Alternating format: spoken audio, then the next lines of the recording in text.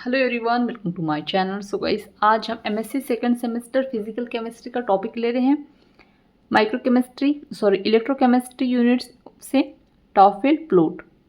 तो काफ़ी ज़्यादा इंपॉर्टेंट क्वेश्चन है और ये क्वेश्चन हमेशा लॉन्ग आंसर टाइप क्वेश्चन में आता है, इसलिए आपको इसको अच्छे से कंप्लीट करके जाना है। और चैनल पर नहीं तो प्लीज़ चैनल को सब्सक्राइब कर दीजिएगा, बेल आइकन प्रेस कर दीजिएगा। और एमएससी केमिस्ट्री ऑल सेमेस्टर के नोट्स परचेस करने के लिए आप मुझे व्हाट्सएप पे मैसेज कर सकते हैं। डिस्क्रिप्शन में व्हाट्सएप नंबर शेयर कर दिए हैं। तो चलिए देखते हैं आगे। किसी इलेक्ट्रोड प्रोसेस के लिए अबनॉर्मली हाई ओवर पोटेंशियल की अवस्था में इलेक्ट्रॉन करंट डेंसिटी I तथा ओवर पोटेंशियल के मध्य कोरिलेशन दर्शाने वाली इक्वेशन को ही टॉफेल इक्वेशन कहलाती है, टॉफेल रिलेशन कहलाती है। ठीक है, क्या कह रहा है कि किसी भी इलेक्ट्रोड प्रोसेस की अबनॉर्मल हाई ओवर पोटेंशियल की अवस्था में जो इलेक्ट्रोड करंट डेंसिटी I तथा जो ओवर पोटेंशियल के मध्य कोरिलेशन दर्शाने वाली जो इक्वेशन होती है उसको हम क्या कहते हैं, टॉफेल रिलेशन कहते हैं। ठीक है, तथा उनके आधार पर प्राप्त किए गए log I V/S/N curve he TOEFL plot कहलाता है। आगे देखते हैं। किसी इलेक्ट्रोकेमिकल प्रोसेस के दौरान सॉल्यूशन से होकर प्रवाहित नेट कर्व डेंसिटी I तथा ओवर पोटेंशियल N के मध्य कोरिलेशन दर्शाने वाली B इक्वेशन निम्न प्रकार होती है। जैसे I बराबर IC minus I0।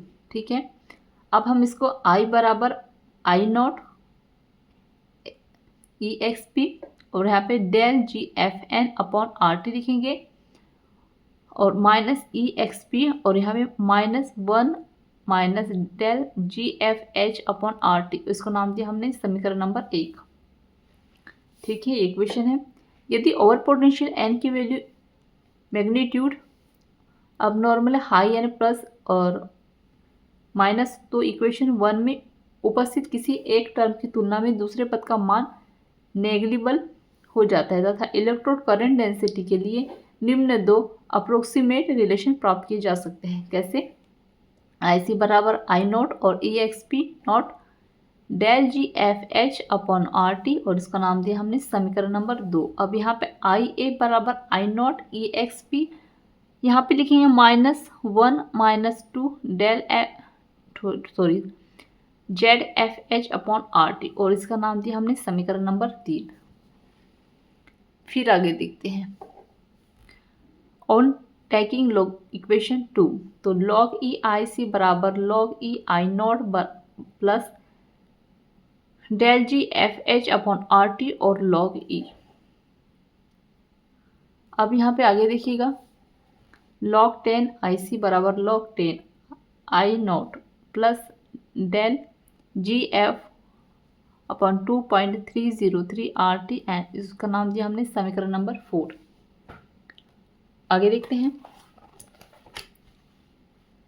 Similarly from equation, तो log 10 I0 बराबर log 10 I0 1 minus del ZF upon 2.303 RT। अब उपरोक्त इक्वेशन 4 व 5 की टॉफेल इक्वेशन कहलाती है तथा इन इक्वेशन की सहायता से इलेक्ट्रोड प्रोसेस के लिए प्राप्त किए गए log I V/SN curve he TOEFL plot कहलाते हैं।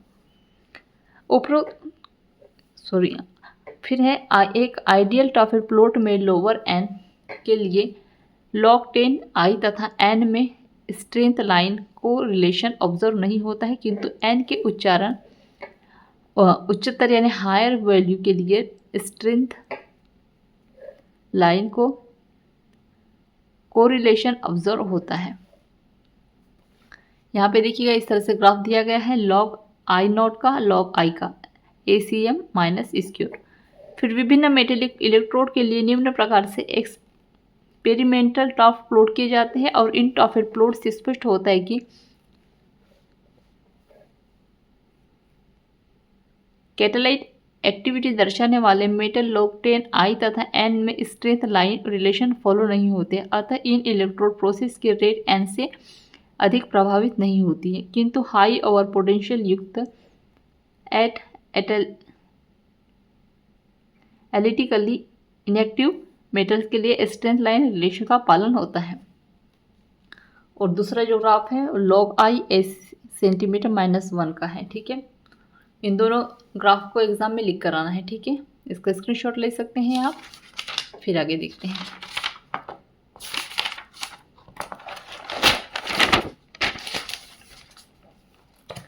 फिर टॉफेल प्लॉट के प्रमुख गुण निम्न प्रकार हैं। तो इन प्लॉट का यूज इलेक्ट्रोड प्रोसेस की काइनेटिक की स्टडी में किया जाता है। टॉफेल प्लॉट में इंटरस्केप की सहायता से मेटल के लिए एक्सचेंज करंट डेंसिटी की गणना की जाती है। फिर है टॉफेल प्लॉट के स्लोप कॉरिस्पॉन्डिंग मेटल की सहायता से इलेक्ट्रो प्रोसेस के लिए ट्रांसफर कोफिशिएंट की डेल की गणना की जाती है। फिर है टॉफेल प्लॉट का यूज विभिन्न मेटल की कैटालिटिक एक्टिविटी की तुलना अध्ययन के लिए किया जाता है। विभिन्न सरफेस फेनोमेन जैसे कि कोनोसियन अब्जॉर्प्शन आदि की स्टडी में टॉफेल प्लॉट का यूज़ किया जाता है। फिर आगे देखिएगा, important use of work potential in daily life. तो charging process of PB storage battery, सीसा संचयक बैटरी। तो पीबी स्टोरेज बैटरी के लिए चार्ज प्रोसेस निम्न प्रकार होता है, जैसे 2 PbSO4 + 2H2 charging, Pb + PbO2 + 2H2SO4, where PbSO4 and H2O are ionized as PbSO4 Pb +2 + SO4 - 2 और H2O प्रतिक्रिया हो रही है H + OH- से। फिर आगे देखते हैं।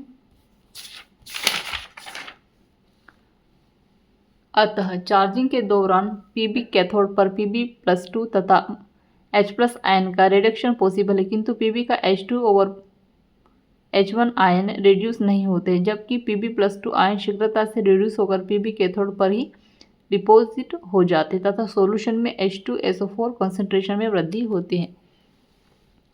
सेकेंड नंबर में है इंडस्ट्रियल प्रोडक्शन ऑफ NOH या NH का औद्योगिक उत्पादन। तो NaCl एक्यूसी सॉल्यूशन को ब्राइन सॉल्यूशन कहा जाता है, जिसमें इलेक्ट्रोलिसिस द्वारा NaOH का इंडस्ट्रियल प्रोडक्टिंग किया जाता है। और ब्राइन सॉल्यूशन में निम्न आयोनाइजेशन इक्विलिब्रियम उपस्थित होते हैं, NaCl कंप्लीट और आयोनाइजेशन Na++ Cl- और H2O small ionisation H++ OH-। आगे देखते हैं कि इलेक्ट्रोलिसिस के दौरान कैथोड पर Na+ व H+ आयन रिड्यूस सम है, किंतु Na+ के लिए ओवर पोटेंशियल हाई होने के कारण वे रिड्यूस नहीं होते हैं, जबकि H1 आयन रिड्यूस होकर H2 गैस के रूप में निष्कासित हो जाते हैं। इसी प्रकार एनोड पर ऑक्सीडेशन के लिए Cl- की तुलना में OH का ओवर पोटेंशियल हाई होने के कारण OH- आयन ऑक्सीडाइज नहीं होते हैं तथा Cl आयन ऑक्सीडाइज नहीं होते तथा Cl आयन ऑक्सीडाइज होकर Cl2 गैस के रूप में एक्सपेल हो जाते हैं। अतः सॉल्यूशन में Na++ OH- और NaOH शेष रह जाता है। और यहाँ पे जो है हमारा टॉपिक एंड होता है। सो आई होप आपको अच्छे समझ में आ गया होगा। सो प्लीज़ चैनल को सब्सक्राइब कर दीजिएगा, बेल आइकन प्रेस कर दीजिएगा और MSc केमिस्ट्री ऑल सेमेस्टर के नोट्स परचेज करने के लिए आप मुझे व्हाट्सएप पे मैसेज कर सकते हैं। डिस्क्रिप्शन में व्हाट्सएप में शेयर कर दिया है, तो चेक कर लीजिएगा। Thank you.